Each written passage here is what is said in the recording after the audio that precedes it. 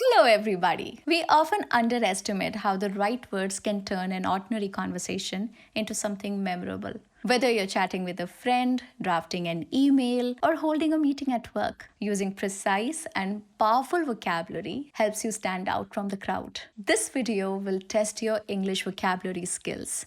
There will be 15 words, and if you know all the 15, your English is truly amazing. If you know 10, you're still pretty good. We'll discuss each word, identify its type. I'll explain the necessary definitions and provide multiple example phrases. Make sure to watch until the end because I'll be giving you a quick test to see how many of these words you truly remember and you can use. Let's dive right in. Tenacious. It is an adjective. Adjectives are words that describe nouns. Tenacious means holding firmly to a belief or position. Persistent. It describes someone or something that holds firmly to a goal, belief, or opinion. Extremely persistent, determined. That is what tenacious means. And not willing to give up. Often used to praise someone's strong will or perseverance. It implies a sense of unwavering commitment and resilience. Here are a few example phrases. He's tenacious about reaching the top of his class. My dog was tenacious and refused to let go of the toy. We admire her tenacious spirit in overcoming obstacles. It takes a tenacious person to succeed in business. Next one on the list is alleviate. Alleviate is a verb. A verb is a word that describes an action or a state of being. Alleviate means to make something such as pain, hardship, or a problem less severe or more bearable. Commonly refers to reducing negative emotions, physical symptoms, or difficult circumstances. Often used in the context of relief efforts or medical treatments or stress reduction. Here are your example phrases. This medicine will help alleviate your headache. Kha lo. We need strategies to alleviate stress at work. Talking to a friend can alleviate feelings of loneliness. The new policies aim to alleviate traffic congestion. Next one on the list, and one of my favorite words, is pristine. It's an adjective. It is used to describe a noun. Okay? It refers to something in its original, pure, or unspoiled condition. Extremely clean, something fresh, unused, fresh as if new. That is where you use pristine. This is often used to describe nature, objects, or locations that are untouched and well preserved. It conveys a sense of purity and immaculate condition. We found a pristine beach with clear blue water. The furniture was still in pristine condition after decades. Keep your workspace pristine for better productivity. She took pride in her pristine garden. Fortitude. Fortitude is a noun. Fortitude means courage in pain or adversity. It represents mental strength when facing adversity, danger, or pain. Highlights emotional resilience, bravery, and the inner strength to endure challenges. Often used in inspirational contexts. It takes fortitude to keep going after a major setback. She showed fortitude in the face of criticism. Developing fortitude helps us grow stronger emotionally. That kind of fortitude is admirable in any difficult situation. Next on the list is ponder. Ponder is a verb. It means to think about something carefully, often for a noticeable amount of time, especially before making a decision or reaching a conclusion. It suggests deep reflection or meditation on a topic. It implies deliberate, often quiet consideration. Here are your example sentences. Take time to ponder all the options before deciding. He sat quietly to ponder life's big questions. We need to ponder the consequences of our actions. She likes to ponder on philosophical ideas in her free time. You must have come across people like these, no? Who love to ponder in their free time. Next one is indispensable. Again, an amazing word. And also through this video, I want to urge you to start using these words. It's one thing to know a word and another to start using it. Make these words part of your active vocabulary. Start using them more often, and that's how you get command over them. Okay? Indispensable is an adjective. It means absolutely necessary or crucial. Okay? Instead of saying very important, you could say indispensable. It is commonly used for people, tools, or resources that cannot be done without. You cannot do without them. You need them. It implies that something is so important, it's impossible to manage or succeed without it. Get it? Okay, here are your example phrases. Good communication skills are indispensable in any job. Yeah, I agree actually. The computer has become an indispensable tool for research. Can you imagine any research without a computer? Impossible. And nowadays, even without AI. Her advice was indispensable to our success. Water is indispensable for all forms of life. Next is complacent. It is an adjective. I'm sure you've heard of this word, but you do not use very often. Why don't you? Today, start today. It means showing smug or uncritical satisfaction with oneself or one's achievements. Self-satisfied to the point of ignoring potential dangers or flaws. Often used in cautionary context to describe lack of awareness or ambition. It implies a sense of being stuck or unwilling to improve due to overconfidence. So being complacent is kind of connected to overconfidence. Okay, you're not ready to change, you're not willing to take feedback. That's when you're complacent. After a few successes, he became complacent and stopped innovating. Don't get complacent with small victories. Keep going. Complacent workers often miss opportunities for growth. Avoid becoming complacent if you want continuous improvement. So, in a way, it is connected to laziness. If you're not willing to change or not willing to put in more work because you're overconfident about your achievements, that's when you are complacent. Next word on the list is retrospect, and it was more often than not used as in retrospect. You will see that in the phrases that I have for you, in the sentences that I have for you. So, retrospect is a noun. It means a review or meditation on past events. Okay, a review or contemplation of past events, the act of looking back on or reflecting about something that has happened already. Often used as in retrospect to indicate hindsight or new understanding gained from looking back. So when you turn back and you see the things that have happened and start thinking about them more often, that is when you are talking in retrospect. You will see how to use it in just about a second. It implies comparing past understanding with present knowledge. Okay, when you look at the things that have happened and you look at your present and you tend to make a comparison, that is when you're talking in retrospect. Okay, here are your example sentences. In retrospect, we could have handled the situation differently. So when I look at the situation and how I handled it, I feel I could have handled it better. It happens a lot, by the way. I'm sure it happens to you too. They realized in retrospect that the warning signs were clear. The red flags were clear. With retrospect, you see what worked and what didn't. It's easy to judge decisions with retrospect. Next word on the list is conundrum. It's a noun and it's a beautiful word. And the meaning is not so much beautiful, but the word is really good. Okay, so the meaning is a confusing and difficult problem or question. Okay, so when you do not have a solution for something, that's when you are in a conundrum. Something that is puzzling or not easily solved. I'm sure you must have found yourself in a conundrum in the last 1 year or so.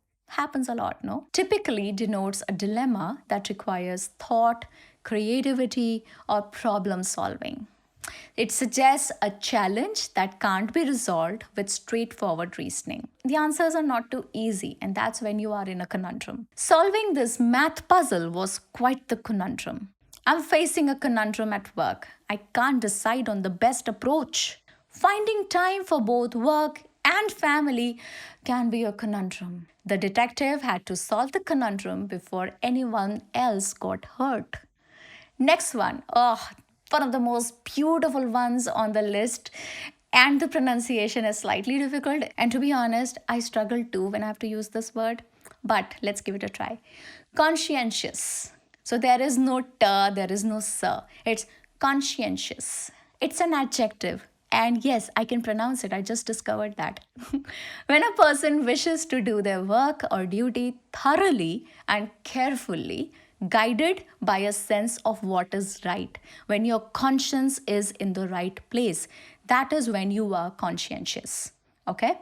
It implies strong moral responsibility and meticulous attention to detail, often used to describe students or employees or professionals who are diligent and ethical. Here are your example phrases. She is very conscientious about meeting deadlines. That means she is very strict. She loves to do it. She's diligent. Employers value conscientious workers who take pride in their task. He was a conscientious student, always double checking his homework. Being conscientious at work leads to higher quality results. Simple, no? Start using today. Next one is quintessential. And I have a feeling you already know this one. Do you? Quintessential is an adjective. You use it to describe a person, mostly. It represents the most perfect or typical example of something, the embodiment of something in its purest form. Like I have a great example. Rajkumar Rao, for me, is a quintessential actor. Love that guy, really.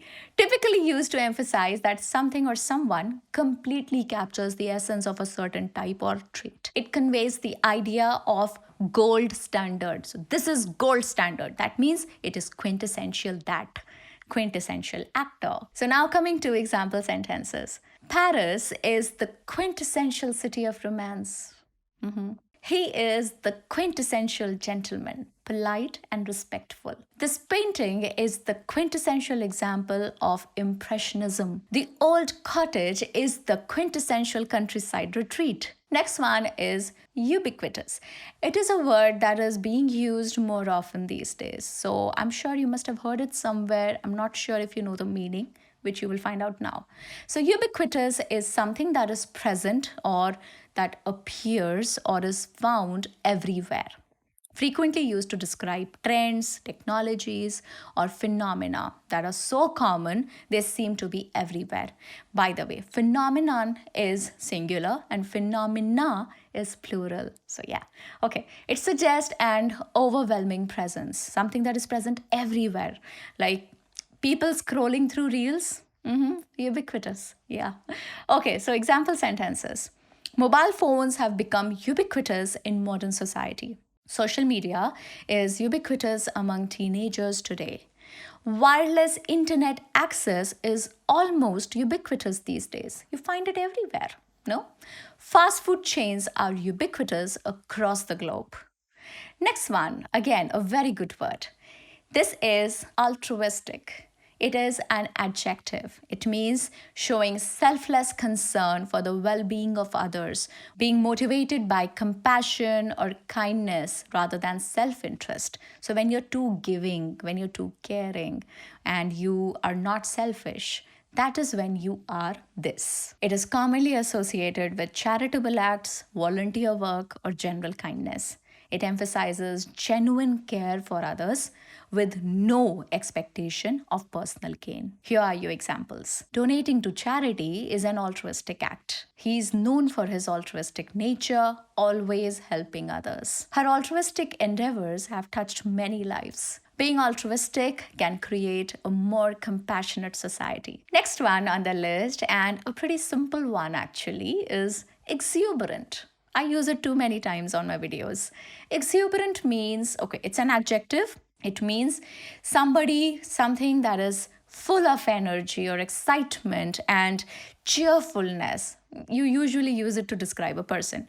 Often used to describe lively personalities or celebrations or atmospheres. It conveys an infectious, uplifting spirit. Examples. The children were exuberant on the last day of school. We all were, right? Her exuberant personality brightens every room she enters.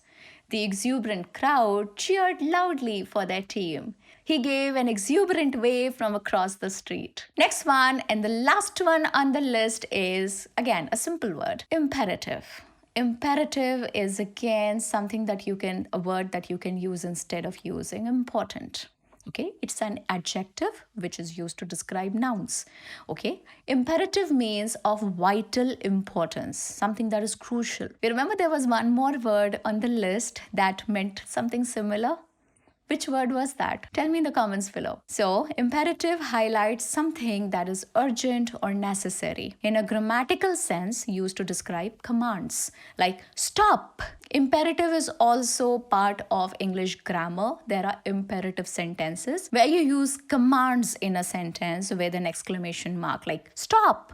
Stop is an imperative sentence. Okay, but you don't need to get into this meaning. The other meaning is better, crucial, important. It is imperative to meet this deadline. Maintaining good health is imperative. It's imperative to follow the safety rules at work. Understanding the market is imperative for launching a new product. Okay, so these were the 15 words that I had to take up in this video. And now I've got a small quiz for you. And the answers to all the questions in here are from the list that we've already discussed today. Okay, are you ready? Okay, feel free to pause the video before you answer or before you hear me tell you the answer. That will be better for you. All right, let's start. Her dash in battling illness inspired everyone.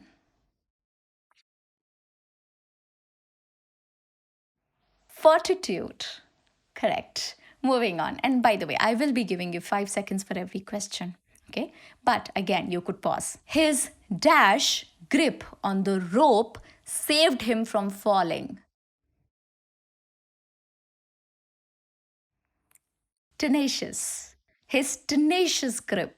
Aishwarya Rai received an dash welcome when she returned after winning the Miss World trophy.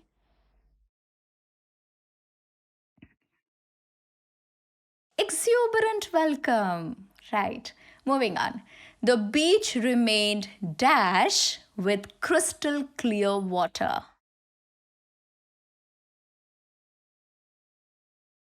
Remained pristine. Taking a break can dash your stress.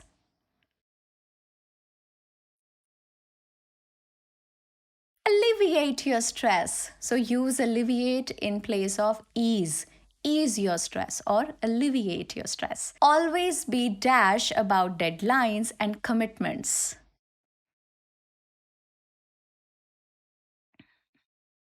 Always be conscientious about deadlines and commitments. Moving on. Good airports are dash in large cities worldwide. Easy.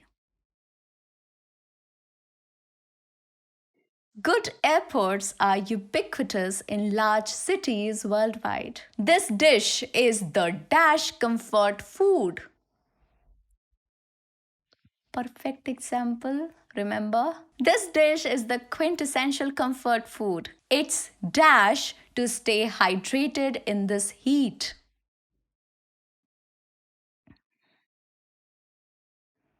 It's imperative to stay hydrated in this heat. I need time to dash this offer before I decide.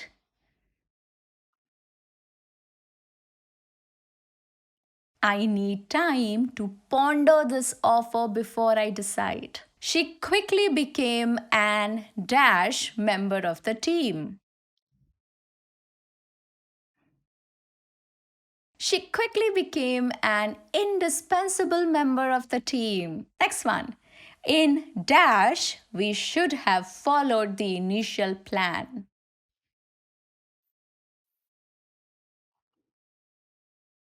In retrospect, we should have followed the initial plan. This puzzle is quite the dash. I've been stuck for hours. This puzzle is quite the conundrum. I've been stuck for hours. Her decision to donate all her winnings was truly dash.